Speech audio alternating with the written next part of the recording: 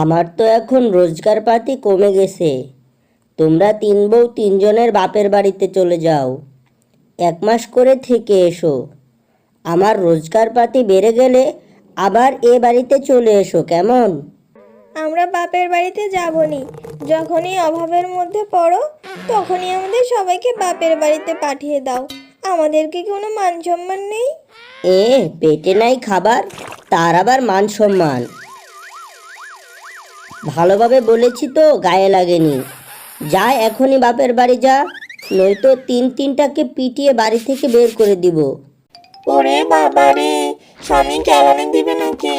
যাচ্ছি যাচ্ছি, এখনই আমরা বাপের বাড়িতে যাচ্ছি। এই চল তোরা।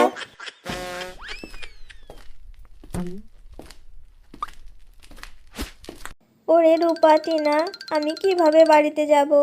আমার বাবা খুব গরিব। আমি গেলে তাদের উপর খুব বোঝা বাড়বে। ঠিক বলেছিস রে শেফা, কি যে করি। ওই দেখ, নদীতে একটা বস্তা ভেসে যাচ্ছে। বস্তাটা দেখে তো মনে হচ্ছে ওই বস্তার মধ্যে অনেক কিছু আছে। ঠিক বলেছিস, চল তো, চল বস্তাটা উপরে তুলে দেখি। যাক বাবা, বস্তাটা তো নদী থেকে উপরে তুললাম। এবার খুলে দেখ তো ভেতরে কি আছে। এ কি, কোনো মুদিখানা থেকে এই বস্তাটা ভেসে এসেছে নাকি? এত বাজার সদাই, এসব জিনিস দিয়ে তো একটা মুদিখানার দোকান দেওয়া যাবে। আরে শেফা, কথাটা তো তুই মন্দ বলিসনি। আমার মাথায় তো একটা দারুণ বুদ্ধি এসেছে। কি বুদ্ধি রে, বল তো আমাদের। শোন, আমরা এই বাজার সদাইগুলো বাড়িতে নিয়ে যাই আর এই জিনিসগুলো দিয়ে স্বামীকে মুদিখানার দোকান দিতে বলবো। ওরে রূপা, এই কয়েকটা জিনিস তো একদিনেই বিক্রি হয়ে যাবে। তারপর কি করব? তারপর যারা দোকান থেকে জিনিসপত্রগুলো নিয়ে গেছে তাদের বাড়ি থেকে আমরা চুরি করে নিয়ে এসে আবার দোকানে তুলবো। এভাবেই চলতে থাকবে। দোকানের জিনিস কোনোদিন শেষ হবে না, কিন্তু আমাদের টাকা বাড়বে। আরে বাহ, দারুণ আইডিয়া। চল চল, আমরা এই বস্তাকে নিয়ে বাড়ি চলে যাই। স্বামীকে সব প্ল্যান বলে দিই। আমাদের আর এই অভাবের দিনে বাপের বাড়িতে গিয়ে থাকতে হবে নি। হ্যাঁ, চল চল। কি তোমরা তিন বউ বাপের বাড়িতে যাওনি? আবার কেন ফিরে এসেছো? বলছি না 1 মাস পর আসবে? ওগো, আমাদের কখনো অভাবের সময় বাপের বাড়িতে যেতে হবে না গো। এই যে আমাদের সাথে যে বস্তাটা আছে নে, এই বস্তার ভিতরে জিনিসটাই আমাদের সব অভাব মিটিয়ে দেবে। কি বলছো এসব? আমি তো কিছুই বুঝতে পারছি না। আমাকে একটু বুঝিয়ে বলো তো। দাঁড়াও গো দাঁড়াও, সব বলছি। গোপন কথা কি কেউ ওপেনে বলা যায়? কান এদিকে এগিয়ে দাও তো, সব বলছি তোমাকে।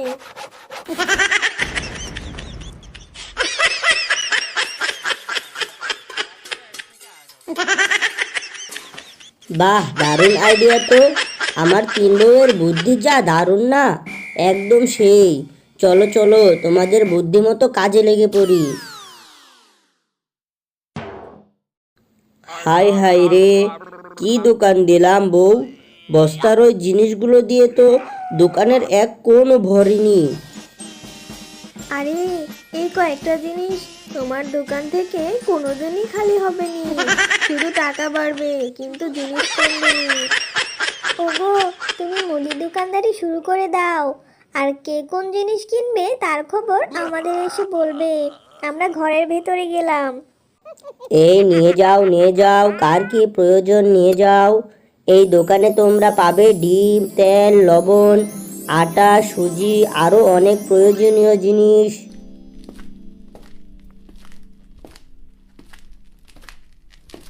বাহ মিচকে, তুই মুদিখানার দোকান দিয়েছিস? বেশ ভালোই হয়েছে, হাতের নাগালে সব জিনিস পাবো। তা দে, আমাকে একটা সয়াবিন তেলের বোতল দে তো। এই নাও মামা, তোমার সয়াবিন তেলের বোতল। এই নে টাকা।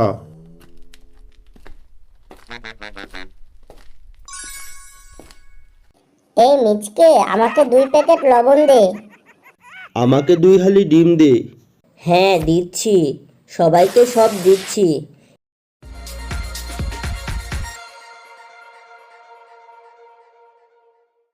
এই যা, দোকানের জিনিস তো প্রায় সব শেষের দিকে। যাই যাই, বউয়ের কাছে গিয়ে খবর দেই। কি হলো গো, কি হলো? দোকান ছেড়ে ঘরে চলে এলে যে? ওরে, আমার তিন বউয়ের দোকানের জিনিসগুলো তো প্রায় শেষ। এখন কি করব আমি? সব জিনিস আবার ফেরত নিয়ে আসবো। বলো কে কে নিয়ে গেছে? বাঘমামা তেলের বোতল, বানর লবণের প্যাকেট, আর সিচকে ডিম নিয়ে গেছে। নো টেনশন, ওদের বাড়ি থেকে সব জিনিস আবার আমাদের দোকানে নিয়ে আসবো। শোন, তুই বাগমামুর বাড়ি থেকে তেলের বোতল চুরি করে নিয়ে আসবি, আর আমি যাব বানরের লবণের প্যাকেট আনতে। আর টিনা, তুই যাবি সিস্টের বাড়িতে, বুঝেছিস? একদম পারফেক্ট বুঝেছি। তাহলে আর দেরি কিসের? চল চল, সবাই কাজে লেগে পড়ি।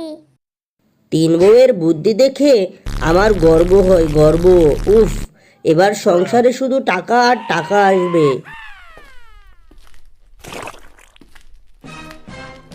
কোথায় যে বাঘমামু সয়াবিন তেলের বোতল রেখেছে?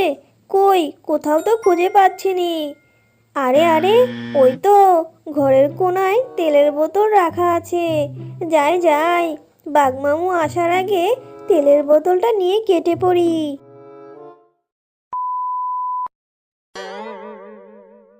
দোকান থেকে তেলের বোতল নিয়ে এলাম। যাই, ওই তেল দিয়ে পিঠা বানিয়ে গার্লফ্রেন্ডের সাথে দেখা করতে যাই। আমার সয়াবিন তেলের বোতল কোথায় গেল? হায় হায়, এখানেই তো রেখেছিলাম তেলের বোতল। হায় হায় রে, কোথায় গেল তেলের বোতল? আমি গার্লফ্রেন্ডের জন্য পিঠা বানাবো কি করে? হায় হায় রে। ওরে ছিসকে, ডিম রাখার জায়গা পাসনি? এই মাটির হাঁড়িতে রেখেছিস? কোনো লাভ নেই, সব ডিম চুরি করে নিয়ে যাব।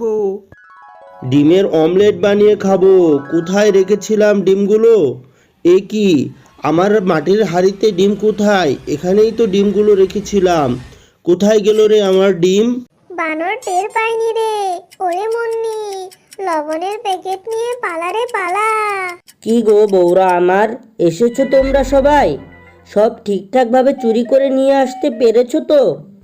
তোমার বউরা হলো সেরার সেরা। এই দেখো, যা যা বিক্রি করেছিলে সব ফেরত নিয়ে এসেছি। আবার বিক্রি করা শুরু করো। বিক্রি করা জিনিস আবার বিক্রি করো। ঠিক আছে, ঠিক আছে।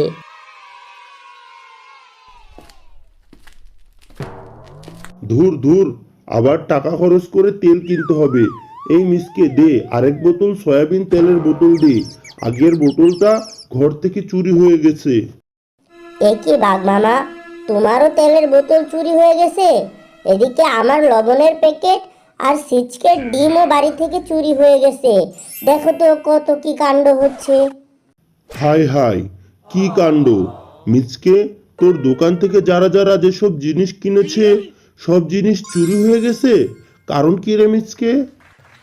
মানে আরে আমি কি করে জানবো? মনে হয় ইঁদুর নিয়ে গেছে। ঠিক ঠিক, ইঁদুর নিয়ে গেছে। মিচকে, তুই আবার ডিম দে আমাকে। হ্যাঁ হ্যাঁ, আমাকেও লবণের প্যাকেট দে। সত্যি যদি আমার বাড়িতে ইঁদুরের উপদ্রব হয় তাহলে তো ইঁদুরের ফাঁদ বসাতে হবে। হ্যাঁ হ্যাঁ, আমিও বসাবো ফাঁদ। আমিও ফাঁদ বসাবো। ওই বেটা ইঁদুর আমার ডিম নিয়ে গেছে, তাই তো ইঁদুরকে আমি ছাড়বো না। বৌরা আমার, আবার চুরি করার জন্য রেডি হয়ে যাও। বাঘ, সিচকে আর বানরের জন্য আমার বড্ড কষ্ট হচ্ছে। বেচারারা দোকান থেকে জিনিস নিয়ে যাবে, কিন্তু একবারও ব্যবহার করতেও পারবে না। ওগো, এবার তাহলে আমাদের বিদায় দাও। আমরা যেন সফলতার সাথে চুরি করে ফিরে আসতে পারি। বিদায় আমার তিন বউ, বিদায়।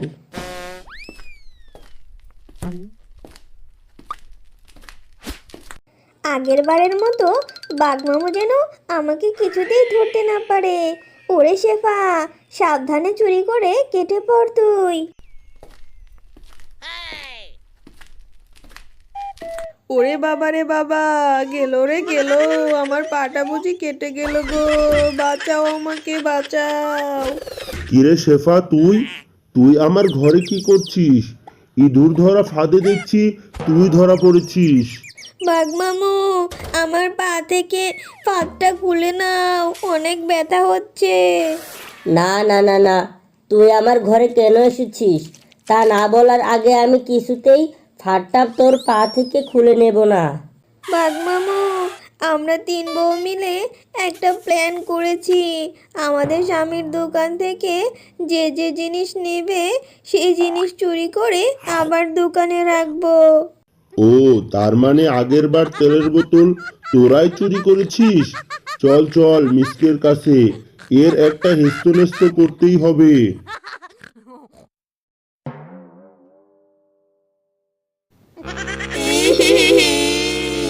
তোরা ব্যবসার নামে এমন একটা জঘন্য কাজ করেছিস। সব কি ধরা পড়ে গেল নাকি? হ্যাঁ হ্যাঁ, সব ধরা পড়ে গেছে। ইঁদুর মারা ফাঁদে ভেবেছিলাম ইঁদুর ধরা পড়বে, কিন্তু তোর 3 বউ যে ধরা পড়বে এটা তো ভাবিনি। কেন করেছো এসব? ও বাঘ মামা, বানর, সিচকে, এবারের মতো আমাদের ক্ষমা করে দে।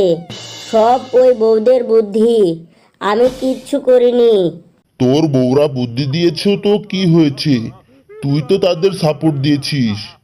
এর শাস্তি সবাইকেই পেতে হবে। এবার আমরা কেলানি দিব, তোরা কেলানি খাবি। এই মার, এদের মার। ওরে বাবা রে, ওরে বাবা রে, ওরে গেলাম রে, মরে গেলাম।